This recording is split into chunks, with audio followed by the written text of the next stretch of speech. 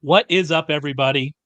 This is the Sharp Angles podcast, the Week 18 fantasy football preview of the Sharp Angles podcast. You can tell that it's Week 18 because we're like 4 minutes late and we had technical issues. There were mic questions, just full on Week 18. After we finish recording this podcast, I'm just going to go eat some barbecue. Like, just we're full in it. We are straight into Week 18. Rich, how's your Week 18 going? It's going good. I put a bow on, writing up all 272 regular season games this season. So that's kind of in the can. We'll adjust and calibrate the rest of the week as we get more information of who's not going to play this week. This is already, I've been doing this a decade, writing up the games for various sites. I think week 18 that we've finally got the coaches kind of with it largely. We'll talk about Dan Campbell, I'm sure. But most guys are sitting this week. It's more guys sitting in week 18 than I can remember in previous years. Yeah, this is a perfect example for why week 18 DFS is a different animal. Week 18 DFS is fun, and most of our conversation today is going to center around that.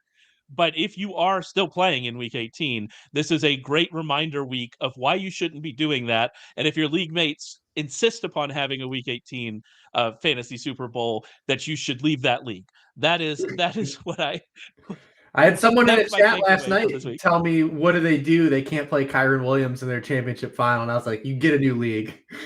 Yeah, exactly. You find a new league, you really try to get the league mates to change, because this is going to be a week where a lot of people are out. Like, a lot of very good fantasy people are going to be out. Lamar Jackson is not going to be playing. Patrick Mahomes is not going to be playing. We're probably not going to see much of, if any, of the rest of the Chiefs that you'd be interested in starting. The Eagles, we'll talk about them. They could be an interesting situation where we don't see them for the entire game. There's so much happening in this week 18. When I'm trying to think about how many teams actually legitimately have something to play for, what is it, 12, 13 teams, something like that. And so it becomes really difficult to figure out, okay, who's actually going to play, who's going to really be trying, all of that stuff. And that's really the trick. And I don't think, hot take alert, I don't think that your fantasy championship will be determined by, well, do I think that they're going to try? And that's kind of where we are this week. And so it's pretty easy to just say, hey, stop that. Yeah. Quit that. Don't do that. That's my week 18. And there should be a week in the NFL where we pause and just kind of enjoy football, and not like, we could bet and do props and play DFS and stuff. But like, when it comes to like fantasy, setting lineups, everything, it's nice to have a week to not do it. Yeah, and I actually think I'm not going to play a ton this week. Like, maybe I make a Millie lineup, and maybe I make a single entry lineup, but I'm not going to make 20. Like, I'm going to, I'm just going to have some fun, because it's a nice little kind of break week before we get into the playoffs, and what's going to be, a lot more in-depth analysis. I know over at the website, your Dolphins and Bills write-up for this week, your worksheet write-up preview, which you should go read, by the way. You should read all of his worksheets over at sharpfootball.com. If you're not a subscriber to sharpfootballanalysis.com, you can do that. You can get 71% off a weekly package for the postseason, which will get you also week 18 of the regular season for free. You can go and do that over at sharpfootballanalysis.com. Use the code GET71 on our postseason weekly package. You'll get 71% off. You won't get the bowls with that package, because the bowls are, finished. But we had 9-0-1 in the bowls. Give you some idea of how hot we've been. Anyway, go over there. But in your week 18 Dolphin and Bills write-up, which I think is going to look a lot more like what we're doing in the playoffs, it's super in-depth, going real into every single player. And that's where we're going to be next week. So this week, let's just take it a little easy.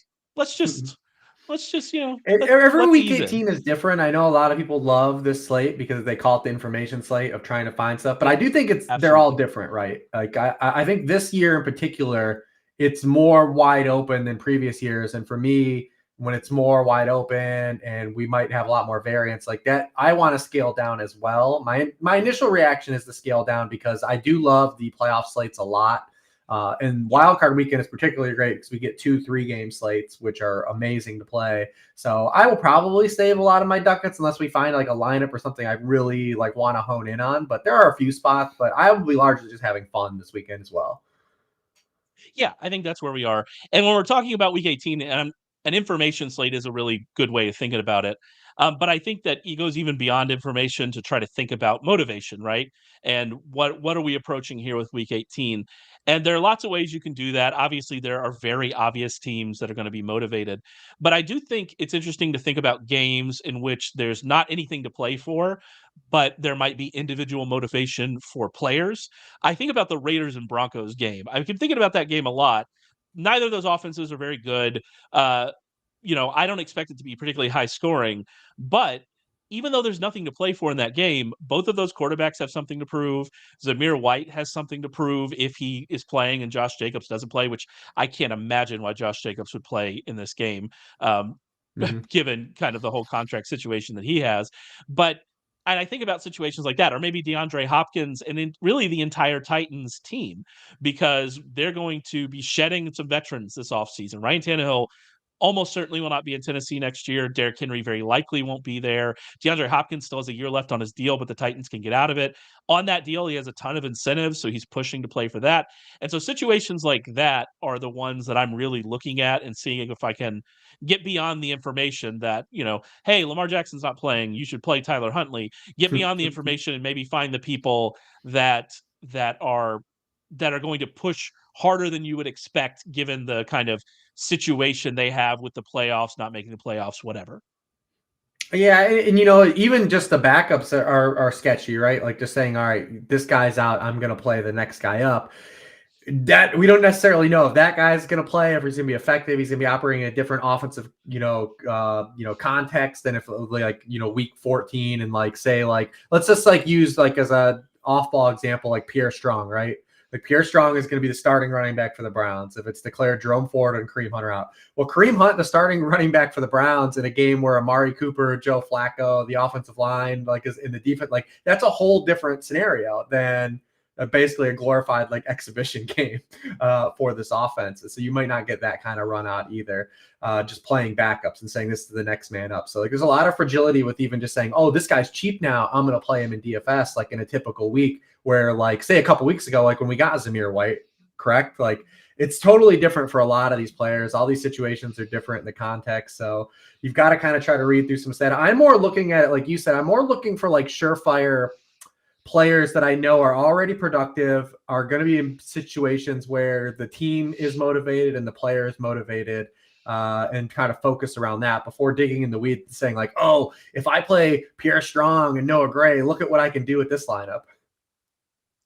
Yeah, and I think, we're not going to we're not going to get the advantage we thought we might have gotten earlier in the week with Elijah Mitchell because beat writers have now come out and said, hey, he's probably not going to play very much. It's going to be Jordan Mason. But like those type of situations are really a great example of what you're talking about. If you just read on Monday that Christian McCaffrey is out, right? You'd say, okay, well, that means I'm going to play Elijah Mitchell for sure, right? Because Christian McCaffrey's out. And I know you and I, even before the beat reporters came out, had some healthy skepticism about whether we would see just a full workload of Mitchell because he is injury prone. He's had injuries. He missed practice on Wednesday. I believe it was just an illness. It wasn't a recurrence of the injuries he's been dealing with. But I think if those beat reporter kind of speculation hadn't come out, and possibly still with it out, you're going to see a lot of people trying to use Elijah Mitchell in their DFS lineups, where it's more likely that Jordan Mason is going to be the one that you actually want in your lineup who's cheaper. And so that's why you really have to be careful with the information, pay attention to these beat writers. I actually have a Twitter list of beat writers for every single team that I go through at various points throughout the week to try to see, kind of what we're finding. And so, yeah, you can't just go, all right, this player's out, this guy's the backup, let's go. That backup might not play the whole time either. That backup might not be effective. It's odd. And the other part of this that I think is really interesting, and I'm glad you brought up the Browns, is that in a normal week, with the Bengals playing the Browns, you would be hesitant with their passing game, right? But this week, are we going to be hesitant with their passing game? I kind of don't think so because I assume the Bengals are going to play. Jake Browning's definitely going to play. We'll see what happens with Jamar Chase. I assume T. Higgins will not play. And so there are going to be opportunities there with the guy who I really wanted to play last week, who didn't play a ton, whose name I've now again forgotten how to say. Isovich? Isovash? It's Yosevas, right? Yoshivash. That's how I've heard it Yosevich. pronounced, but I don't know. I haven't heard Yosevich. him say it because it's like the Bijan Bajan thing. Like, Exactly. until I hear Yeah. him say it, I guess we won't know. It won't be confirmed. But him and Chuck Sizzle, Charlie Jones, like normally, Yeah. so you say Jamar Chase and T. Higgins are out. But they're playing the Browns, so I'm not going to get too excited about those guys. However, Yeah. are we worried about this Browns defense? And so it's just everything is changing and in motion. I think it's really interesting, kind of that from that perspective. I also think it's interesting to think about what games are actually going to be competitive, because you can have a game that, all right, I have this backup in this game, I'm getting really excited about it, but if the backup quarterback only has to throw 7 times in the second half because the game just isn't competitive whatsoever, then that takes away his fantasy upside. So there are 3 obvious ones that are going to be competitive. We've got Colts, Texans, we've got Saints, Falcons, and we've got Dolphins, Bills. Though we can talk about that Dolphins, Bills, we will talk about that Dolphins, Bills game later. I also think, and I think you're on this as well, that the Bears are going to play hard. And so I think Bears Packers is going to be competitive. It seems like the Lions are going to go all out against the Vikings. That's a very odd decision, but it seems like that's what they're going to do. The Titans seem like a team that are going to try against the Jaguars, especially with how much change we could see. So I'm looking at those games a lot to try to find who I really want to play and who I really want to put into my player pool in DFS, because I expect at least those games to be competitive and for it to be a full game contest. Yeah, I would add Cardinals, Seahawks too, for sure. Obviously, Seahawks playing for the playoff spot. They could try to backdoor, and they need a Green Bay loss and a win. But also, like, the Cardinals have given us no indication like they're punting the rest of the season, which probably they should have. But they were down 21-6 at halftime last week in Philadelphia and just roared back in that game. I think that Jonathan Gannon and Drew Petzing and those guys, like, they're going to play all out too. And that game probably offers the most, like, kind of overall fantasy appeal. Yeah, I mean, anybody against that Cardinals defense you're liking. Geno Smith has shown a little bit more fantasy upside over the last couple weeks than he had early in the season. So, you're definitely liking that. And then their what we saw from defense, Kyler, man, yeah, what we saw from Kyler Murray last week was really good. I mean, it was against the Eagles. The Eagles defense is bad. What we saw from Kyler Murray last week was really good. I mean, James Conner, when he's healthy, we know that what he can do. Trey McBride, what he can do. And I mean, you can run on the Seahawks defense. The Steelers proved that last week. So there's lots of avenues for sure to attack that game. Are there any under the radar teams that you think could sit people that maybe we're not thinking about right now? No, I mean, I think it's tough. I think you covered it. Like, it's hard to see, like, like Antonio Pierce, we know he's fighting for a job. Like, the Raiders are going to play hard. We know that his guys are going to play hard and they're going to go out. We've heard the quotes from him, about him. And it's also like kind of like Derrick Henry, like, send-off game. I don't know, like, how serious that's going to be from, like, a statistical thing, but, like, obviously I think that he'll be, those guys will be motivated. I don't know if, like, Ryan Tannehill's going to be like, oh, this is my, like leaving Tennessee, it's like this big, like, career thing for Ryan Tannehill, but it probably is for Derrick Henry. But I don't really see, like, a lot of teams. The Eagles are probably in the most precarious spot, right? Like, if you have Eagles, because they are playing technically for something, but they need a lot of help. It's the inverse situation what the Cowboys were in last year. The Cowboys needed the Eagles to lose to win the division, and the Eagles were, like, super high favorites, and they actually didn't even play, like, a great game. I think it was who started for the Giants in that game. It was the name eludes me. He's been around forever, but they didn't really play good in that Week 18 game. Like, Jalen Hurts came back from, like, a shoulder injury, almost kind of backdoored, but the Cowboys played like shit in Washington and lost 26-6. But if the Eagles, like, Nick Sirianni's already kind of hinted at, like, hey, nothing's off the table here. We'll pull guys if we need to. We'll see who even starts. I would imagine Devontae Smith doesn't even play coming off the ankle injury, that he doesn't even dress. If they're up early and they see the Cowboys are up, like, do they pull guys? Like, they're probably the most precarious team to get, like, a full allotment of plays out of Jalen Hurts and AJ Brown, the guys we care about. Yeah, no, they were on my list. Davis Webb was the guy who started Davis, for the that's who it Giants. was. Yeah, Davis Webb. Good old Davis Webb. I had to go look it up because I had completely blocked that out of my brain that those games occurred. I do that Cowboys thing you mentioned with the Commanders is interesting. That literally we're just a year removed from them laying an egg against the Commanders, and so that makes you a lot more confident that they're going to come out and do what they need to do in this game. We'll talk about that game in a second. The Eagles are the one, like they're definitely going to be scoreboard watching. If we go into halftime and the Cowboys are up by 30, then there's a good chance that we're not going to see a ton of Jalen Hurts and AJ Brown and DeAndre Swift and Dallas Goedert and players like that in the second half. I mean the Lions. I just I didn't got to get this off my chest. The Lions are going to play their guys because that's what Dan Campbell is and that's what he believes in, and that's fine. That's great. There is almost no benefit to them playing their guys. Let's say the Cowboys and Eagles both lose. That has a minuscule chance of happening. Both of them are favored. The Cowboys are massive favorites. And also, the difference between the 2 and 3 seed is nothing anymore. Like, there's no real difference between the 2 and the 3 seed. I guess you could get home field in the second round rather than not have home field in the second round. So that's the benefit. I don't think that benefit is very big. And you're taking a big risk by playing against a Vikings team that has to go all out, a Vikings team that absolutely has to go all out. And I don't think it's the right decision, but I'm not Dan Campbell, and Dan Campbell is a very good coach, so we're gonna let him do it. Though interesting team, and this kind of transitioned into more talking about the games. The interesting team to me is the Dolphins, because the Dolphins, unlike the Bills might need to win this game to even make the playoffs. The Which is Dolphins. have you ever seen this? I don't think we've seen a scenario where a team could be the 2-seeder out of the playoffs. It's wild. Like, it's wild, all the kind of situations. The good news for the Bills is they'll know before they kick off, unlike some of the other teams. They'll know, but it is a very odd situation. But the teams that they need to lose like are all favored. Yeah. It's the Steelers are going against the Ravens team, going against Tyler Huntley. Who else do they need to lose? They need the Jaguars, lose, which is probably at least the one that's like in the air, at least. Like you could see the fighting Vrabels at least, like or what couldn't the Colts and Texans tie, and that would help them? I try. I mean, I put all the tie stuff in the worksheet, but like, come on, guys, like we're not going to see a tie this week. I don't know. Let's get on it, script writers. Do you remember it was who was it? Was it Raiders Broncos or Raiders Chargers that a tie would have gotten both of them in?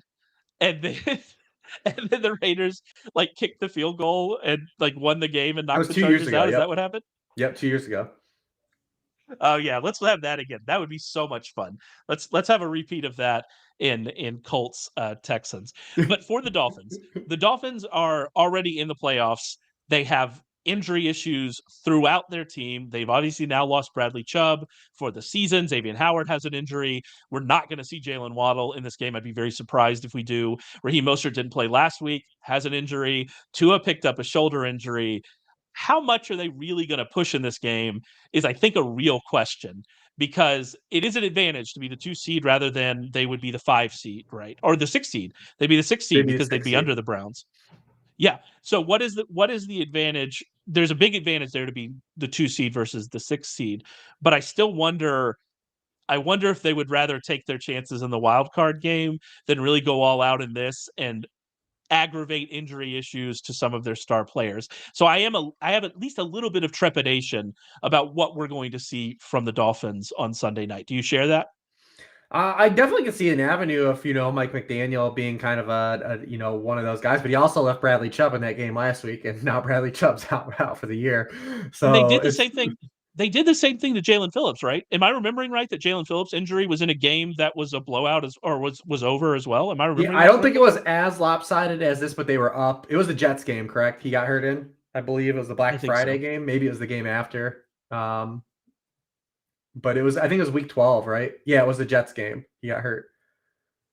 So they were up, but so maybe I'm wrong about that. It wasn't as lopsided, but they were up. But there was no reason for those guys to be in the game last week after getting shellacked. I would think that they've been so much better at home that I don't know if it's like a Cowboys situation. Like they would just rather be in Miami and like they want that home. I mean, it's tough to say with Mike McDaniel, right? Like what he thinks is savvy. But I definitely think there's in the range of outcomes. I definitely think when you look at those 2 teams in that game in particular, the Bills definitely have an edge just based on the overall health of these teams, right? Like this Dolphins offensive line's been hurt literally since like the midseason, and it's gotten, there's been times where it's gotten better, times where it's gotten worse.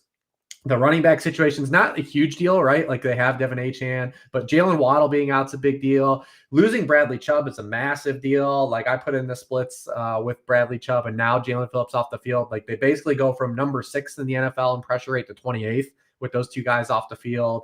You don't have Xavier Howard in this game either. Like the Dolphins are definitely entering this one down bad in terms of if Eli Apple has to play, it's not a good situation. That is we would call that a concern. That would be a concern. He got lit up. Didn't he get immediately lit up last and Vic week? Fangio said he's starting, and with Jalen Ramsey. I'm going to be curious to see like what Vic Fangio cooks up in this game with those DBs. Obviously Stephon Diggs is the guy that hasn't played well, but he put Kader Kohou in oh my goodness, he ran 2 routes against Kader Kohou when these teams first played, where shadow realmed him to death. So if he ends up on Eli Apple and Kohou again, like he could actually have like this bounce back spot. And then if you go back to last year, he cooked Ramsey for like a 50-yard touchdown in the season opener. So like that's not even a lock if they try to shadow him and just make like Gabe Davis and the other guys beat him. So I'm curious to see what Fangio cooks up with all these injuries they have. Yeah, and that's the issue. And we've talked about the Dolphins defense before and how they hadn't played anybody, but we had some faith in the defense because of all the talent. Well, a lot of that talent's not there anymore because of these injuries, and so that raises questions. On the other side of it, though, the Bills' passing game just hasn't worked for a long time. It is not a coincidence that what we've seen, the struggles of Josh Allen as a passer, have coincided with the struggles of Stephon Diggs, and there's a chicken or egg argument there. I tend to think that teams are taking away Stephon Diggs, and the Bills, it's really highlighting the fact that the Bills don't have other options. They don't have other options. They drafted a tight end, and whatever you think of Dalton Kincaid, they drafted a tight end where maybe they should have been more focused on a wide receiver and trying to actually get a secondary option for Stephon Diggs and a secondary wide receiver. Last week it seemed like they tried to get Shakir a little more involved, and I do like Khalil Shakir, but I don't know if he's putting fear into your defense. And so if Ramsey's maybe shadows as much as happens anymore, and they really try to bracket and they try to take away Stephon Diggs, then you could see Josh Allen struggle as a passer again, and that wouldn't be surprising because we're now weeks into it. This isn't as NFL samples goes, this isn't a small sample. This is a long downward spiral for this passing game, and maybe this game ends up, I think both of these teams, when they played earlier in the season, we're like, oh, this is going to be a high-scoring game. It's going to be a shootout. Maybe this game ends 17-13. Like, is that what we're looking at with the injuries the Dolphins have and how the Bills' offense is playing? Yeah, there's potential for it. We've been on this train for like 2 months. Like Tua has like these great. He leads the NFL in passing yards, but like you look at it from like a fantasy stance, like he hasn't had like these spike weeks. Like he just hasn't. He's been a QB1 score in one of his past 6 games. He's been the past 4 weeks. He's been the QB 17 or lower. And the Bills are going the opposite direction. Like obviously there's some guys they're not going to get back, but they just got Daquan Jones back. They're getting just a couple pieces, and they've been good throughout all of this. Like they've managed to like hold the fort down with all the bodies that they're missing. So if we don't get Waddle and it's just Tyreek, you have a situation again where it's just if just Tyreek and Achane don't body you, like you're probably going to be all right. And Sean McDermott's done a really good job against Tua in his career. They play a lot more zone coverage than they do. I put in some of that stuff in the worksheet. And I think what's just curious is like a lot of people, like you said, just assume they look at Josh Allen's history against the Dolphins. They're like, here we go again. They've got all these injuries. And that definitely exists in the range of outcomes. But you said Josh Allen. The past 7 weeks, only Bryce Young has completed a lower rate of passes than Josh Allen. It's the past 7 weeks, 7-game sample of Josh Allen. He's completed fewer than 60% of his passes in 5 of his past 7 games. And like you said, it's because these guys can't get open. There was one part in the second quarter last week where Dawson Knox went into concussion protocol and got checked, and the offense kind of looked all right again. And I'm like, oh, coincidence? Like, yeah. And then Dawson Knox comes back and it looks like crap again. But they struggle because these other guys outside of Stephon Diggs are just they're jamokes, dude. They're jabronis. Smokes. I the Midwest has come calling. But yeah, no, that's their issue. They And threw one they vertical target to Kincaid last week, and he has a 50-yard catch. What a novel concept to use your guy, your athletic tight end, to like give him downfield targets. We haven't seen that all year. I wrote that was a 6 target all season on a throw over 20 yards downfield. Well, I think I should, yeah, like I should, because I just mentioned Kincaid and how I think they'd be better off with someone else. Maybe that's incorrect. Maybe they would be better off if they just used Kincaid as the athletic tight end that he is and got him down the field and up the seams and started causing issues for defenses. And they're not doing that. They're not using him in that way. I mean, there was a game, was it 2 weeks ago? His ADOT was like 1.1 or something like that. Like he's just being used just around the line of scrimmage. They're not really stretching the defense. They're not forcing problems. We know who Gabe Davis is as a wide receiver. We know that he's not going to be that kind of gravitational guy that is going to cause defenses, those kinds of issues. He's going to explode for some big games because, there are certain situations that are good for him, but you're not focusing your defense on him. Like I said, Khalil Shakir, I think he's fine. I think he's okay. We're not getting super excited about that. It's just, yeah, they're not there. And now the running game is fallen back and James Cook has fallen back. And so are they going to use him as a receiver? They should. They haven't. So there are just a lot of questions about this offense, even with the defensive issues. And I'm like, that's what leads me to think that this game is going to be, especially with everything that's attached to this game, and maybe it's going to be a ton of pressure on the Bills specifically. Like, I just don't think this game is going to be as explosive as maybe we hope and the NFL would hope, since they made it the Sunday night game. I can definitely see that existing in the range of outcomes. Absolutely. And we haven't seen the Dolphins really score points on the Bills outside of, I think, last Christmas Eve. They had a couple big plays. Waddle caught a long touchdown and Terry caught a long touchdown. But we haven't seen the Dolphins under Mike McDaniel and Tua have like sustained like per drive success against this defense and the scheme at all. So, yeah. I mean, one of those was Skylar Thompson. So we're yeah, I mean, I was striking that from the record. Yeah, I know. I'm just making a joke. So another game that we're really interested in this week and is the Cowboys and Commanders. Now, unlike Dolphins and Bills, unlike Texans and Colts, which we're going to talk about in a second, we don't have motivation on both sides of this. I mean, maybe Ron Rivera is going to pull a Lovie Smith and is going to find his good coaching shoes and is going to make sure that the Commanders don't end up with the second overall pick. And he's really going to try against the Cowboys. Maybe that is the motivation that we see, but Jacoby Brissett's not playing in this game. We've kind of figured out who Sam Howell is. Sam Howell has been figured out over the last month or so. This is not the same offense and quarterback that threw for 300 and whatever yards against the Cowboys on Thanksgiving. That is not what we're dealing with here. And so there have to be questions about the Cowboys from a fantasy, from a DFS perspective, and how much we're going to get out of them. But this is such a good matchup. The Cowboys have to win, that even if the Cowboys go up, let's say they're 35 to 10 at halftime or something wild like that, they're going to get there through Dak Prescott and through CeeDee Lamb and hopefully through Tony Pollard. And so I think you're less worried about the Cowboys than you are, let's say, the Eagles and kind of their situation, because this is just such a great matchup for all of the guys that we care about in this offense. Yeah, I mean, it's different because if the Cowboys starters come out of the game, it means the Cowboys starters put up a lot of points. So 100%. Yeah, so I mean that's one of the things people always kind of get wrong in DFS. They're like, "Oh, this guy may not play." Like, well, listen, if Dak Prescott goes nuclear, that's why he left the game. So those guys I think are more startable. I do think that it does make them more tournament or more onslaught stuff. Like you might small field them and just do like a full Dallas stack, and you hope you get there that way. Definitely with them with the same coaching staff going into Washington last year and just looking abysmal in that game to close the season. If you remember that game, I mean, they scored 6 points. They were just absolutely heinous in that game. I think that the coaching staff's going to really drive that home this week. I would have to believe in that building. They're letting them know, like, we were in this spot last year and you guys absolutely did not come through. We did not come through as a coaching staff. let's make sure our foot's on the gas pedal this game, because this Commanders team is a lot worse than that Commanders team to close last season, which is really saying something. I mean, this defense is just out of bodies. Like, we saw the DBs they were missing even last week. They don't have any pass rushers. Like, it should be a spot where the Cowboys handle business. I don't know if this is a spot I would lay this many points. I mean, I don't know if you have the numbers. I know Cleve TA, so we always used to work with.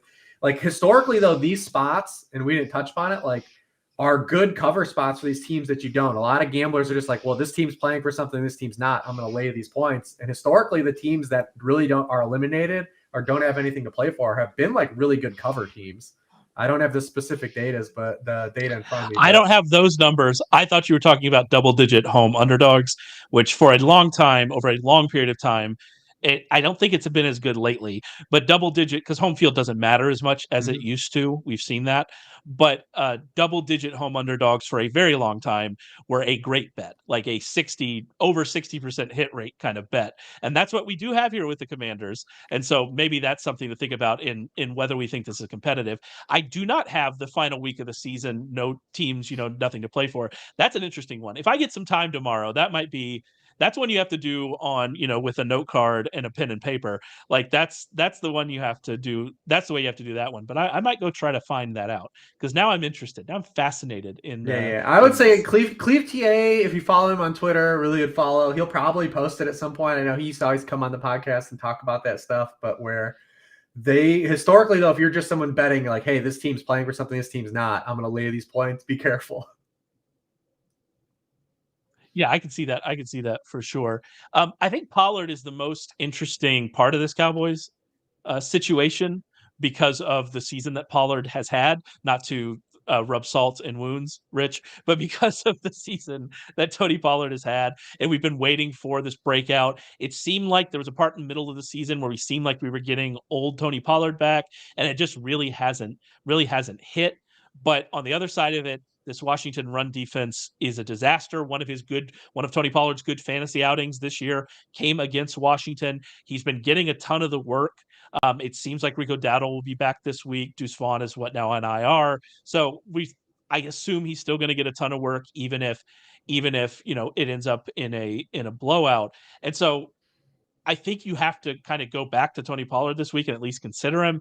But coming off the season he's having, it's tough to, even in this matchup, get super excited. Like, a great outcome for him is 100 total yards and a touchdown, which ultimately isn't that great of an outcome as DFS goes.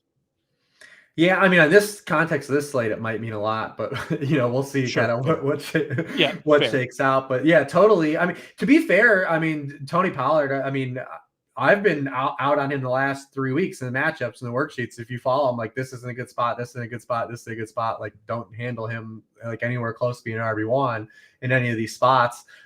He looks at least looks a lot better though from like an eyeball stance. Like, he had a run against the Lions where he steamrolled 2 dudes. Like he looks a lot better, and the Cowboys probably will need him a little just to give them something. But he's not getting used in the passing game. Like you said, he's got to score a touchdown. If Dak comes out and scores 3 touchdowns through the air and they go up 21 to whatever, they give up a touchdown, 21-7, whatever, like hollow yardage is still going to do it though. So you do need him to get in the box. This Commanders team is that bad though. I mean, even last week they didn't allow like the super nut game to Christian McCaffrey, but the 49ers backfield saw 197 yards and a touchdown in that game. Like, they just allowed 2 startable fantasy backs. They didn't allow one massive back. They allowed 2 startable fantasy backs. That's a step forward for this Washington defense. But I think in these spots, because we don't know, like, there's so much defensive variance year over year. We have at least 3 teams that we know we've targeted every year. And there are multiple other ones too, that like spots, like I think like the Lions where they are right now against wide receiver ones, the Titans against outside wide receivers. But like, this Commanders defense has just been one of the gifts of the fantasy season. We only have 1 more week of them, this 2023 Commanders defense. So enjoy it while we have it. I would say like you brought up Zamir White, like that Broncos run defense. We only have 1 more week. That Broncos run defense could be totally different. Let's exploit it while we can. Yeah, absolutely. That's why Zamir White will be, assuming Josh Jacobs doesn't play. And Right. again, I can't just imagine him playing. But assuming that he doesn't play, yeah, Zamir White is going to be very high on my list, and to be fair, everybody else's list as well. And so but I mean, it's for good reason. And Yeah. so I'm definitely all in on Zamir White if we don't see Jacobs. All right, let's finish up here with Texans Colts, which is going to be the Saturday night game. It's going to be on that Saturday slate. This very interesting Saturday slate because of the fact that we don't have Lamar Jackson and Tyler Huntley's there as a pay down option. And it's going to be an interesting Saturday slate for sure. But Texans Colts, this is setting up as, a win and in game that whoever wins is in, whoever loses is out essentially. And so this is an all out game. Both of these teams are going all out. We should get a good one. And for CJ Stroud, I mean, he came back last week. He wasn't pushed. The box score didn't look great, but this looks like a really, really good situation for CJ Stroud. And he played good last week. It's just one Yeah. of those things. Like they weren't really pushed. I mean, the offensive line played good. He wasn't really pressured. They just got the ball out of his hands. They didn't have to throw in the second half because the Titans just can't score points, and it's real rough. Yeah. I'm curious though about the Titans. Like I guess we've already kind of got that signal from Vrabel, but if Levis can't play, like there's no reason they shouldn't just play Malik Willis for the hell of it. But they won't. So it is what It it is. seems Vrabel seems to me like, and Vrabel's a very good coach. I'm not saying anything bad about Vrabel, but Yeah. Vrabel seems to me like the kind of guy who would care about sending off a veteran like Ryan Tannehill. And you kind of said, would it matter for Ryan Tannehill? Ryan Tannehill had the best years of his career on those Titans teams that were very good. Think back to those Titan teams with Ryan Tannehill and Arthur Smith and how good those teams were.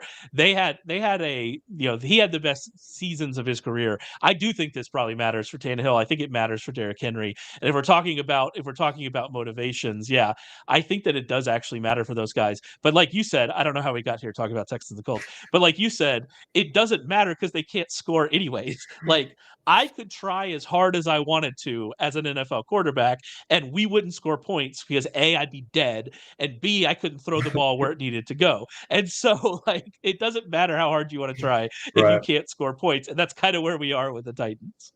But anyway, Yeah, so yeah. Texas Colts, CJ Stroud. It's good for CJ Stroud. Yeah, but yeah, it's a great spot for CJ Stroud. I mean, Yeah. he's in a totally different spot than where he was early in the season. These teams played in week 2. Obviously, the Colts are a different spot too. That was a game where Anthony Richardson started. He left early. They didn't have Jonathan Taylor. So these teams are definitely in 2 different spots. But I mean, when the Colts don't like pressure the quarterback, like they've been a really exploitable defense. Stroud's been literally the best quarterback outside of Brock Purdy when he hasn't been pressured. So we got him in a real good spot there. Obviously, the Colts play a ton of cover 3 under Gus Bradley. Like CJ Stroud's one of the best quarterbacks against cover 3 this season. Nico Collins is smashed in those spots too. So definitely in looking at some Stroud and Nico Collins overs. Maybe we'll parlay those up. But this is a game that like the Colts are an ultimate wild card, right? Like I keep wanting to knock the Colts and knock them out. And they've had some really bad losses recently. Like absolutely bad losses. Because I don't think they're a really good team. But they find ways. I think Shane Steichen is a good coach and they're on the right trajectory. But like they scored 10 points against the Falcons 2 weeks ago. They got absolutely dusted by Jake Browning 3 weeks ago. You beat the Steelers, okay, at home. Like you go to overtime against the Titans and the week before that. Like it's just a team I think is on they're on the right trajectory, on the right path, but I still don't believe they're good enough, and I don't really want them in the playoffs. I'll be honest. I don't really want them in the playoffs. I don't think that they're a serious team. I don't really think the Texans are a team that can go really far, but I think at least with CJ Stroud and them having a star, and you have D'Amico Ryans, and you have some players that are at least like where like you can say can this player win me a game? Like I don't think Gardner Minshew is rising over Patrick Mahomes and winning a game, right? But like if CJ Stroud is on like a super heater, could he beat the Browns, right? Absolutely, right? Like for sure.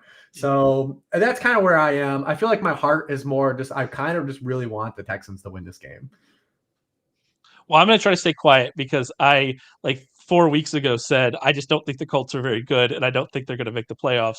And here we are. And so I'm not going to dig my hole any deeper with the Colts. I did say, though, I made it very clear that Shane Steichen is a good coach and what Yes. he's done this year is very impressive. He's real And great.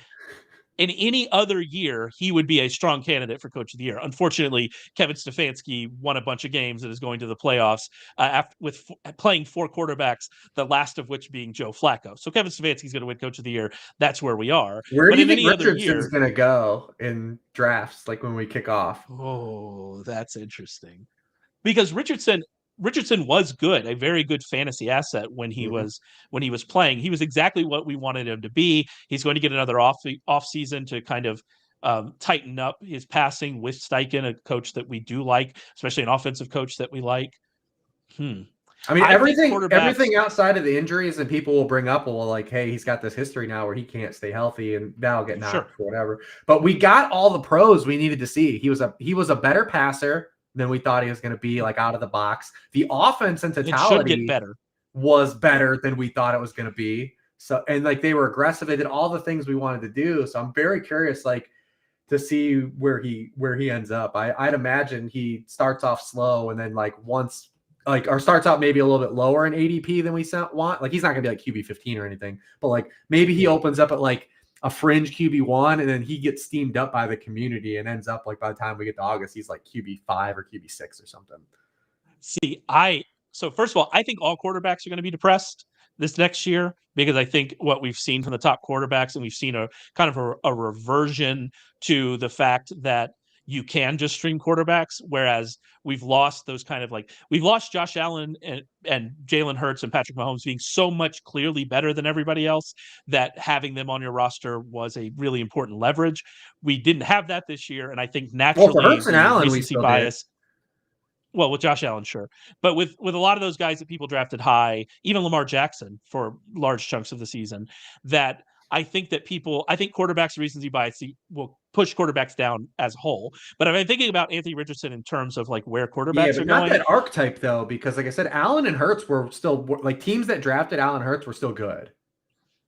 yeah, no, So like yeah, that's true. So maybe I'm wrong about that for sure. but no, I mean, but like Mahomes is work like anytime in Mahomes definitely like there's like all of us would have fell for the Mahomes thing, right? Like he had been that good to this point in his career, but like that Yeah. archetype of quarterback that is built on passing efficiency and passing production firsthand is always going to have a layer of fragility to it. This just happened to be the first time we've seen like an actual weakness of Mahomes in those categories. So you would say then maybe the point is that players like Joe Burrow, Yes, especially Trevor Lawrence after this year, and they're Patrick archetype. Mahomes, we'll see those depressed, but maybe not players like Anthony Richardson, which leads me to when you ask me that question, when I'm thinking about where he's going to go, I think kind of in that Justin Fields range. And Justin Mm-hmm. Fields opened as what, like QB6, 7, Yep, somewhere in yep, that yep. range in ADP, and he just stayed there. And I think the upside for Richardson as a passer off of what we saw with him as a rookie is probably higher. We'll see what they're able to bring in. We'll see what happens with Pittman. They still need another wide receiver. Alex Pierce is going to make big plays. Josh Downs is a good slot receiver. They could very much use another receiver. Maybe just get a tight end, a single tight end that they trust and actually want to play instead of the 7 that they play every week. But so there are opportunities here for him to improve as a passer, maybe beyond where Fields was. But when I think about in terms of quarterbacks, I was really thinking in that Justin Fields range to Yeah. start. And you're right. And if we see him in the preseason go wild, then like he could be a top 3 quarterback. Like that's the kind of thing that happens in preseason whenever a new quarterback that has the type of archetype that can be the overall QB1 and a real important player for you, if they goes wild in the preseason, yeah, it could go crazy. Yeah, I But was thinking anyway, about we'll that. find out. Yeah. Soon. Yeah, soon we'll figure out where he's going. But on the Texans, kind of back to this Texans Colts game. I think Nico Collins, I want to mention him real quick. You mentioned him and how good of a spot he's in. I also want to mention that Nico Collins didn't maybe have the box score that we were hoping for last week because they just didn't throw enough. But everything else, if you look at the numbers, everything else is exactly what we wanted from Nico Collins. 25.8% target share. He was targeted on a third of his routes. He had 3.33 yards per route run. This isn't new. This is what Collins has been with Stroud and Tank Dell not on the field. This is an absolute smash spot for Nico Collins. And if you are maybe like, okay, well, the box score wasn't great last year. We've seen a lot of up and down Nico Collins. No, this is the time. Nico Collins, assuming they're pushed, and I think they're going to be, Mhm. this is a good spot. Michael Pittman's the other kind of big wide receiver from this game. Another week removed from that hit. We think that the Colts are going to have to push in this game. We think we're going to see more throws, from Gardner Minshew. Could we get back to kind of that 15 target Michael Pittman that we love, and maybe him have a big game too? I kind of think that's where we're headed with both of these guys.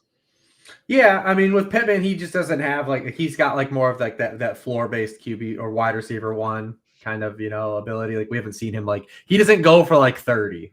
That's like the killer. Yeah. But definitely probably a game where he at least has like he's at least looking at like a dozen targets, like 8 catches, depending on what he does with them. He's gonna be an interesting guy too as we push into the preseason and see where he goes, like where he's valued at, because he's a guy that I think he's a better real life player than he is a fantasy football player, and it's gonna be interesting to see if we ever get like that kind of spike production from him. Well, I mean, but he's able to, at least in PPR leagues, is a different conversation in standard leagues. And PPR leagues, he does provide those spikes. And the other part of it is that Pittman, I'm pretty sure, I'm looking He's up only to had make sure I'm one right. game where he's Yeah. had 25 PPR points all year. It's interesting. I would not have guessed that.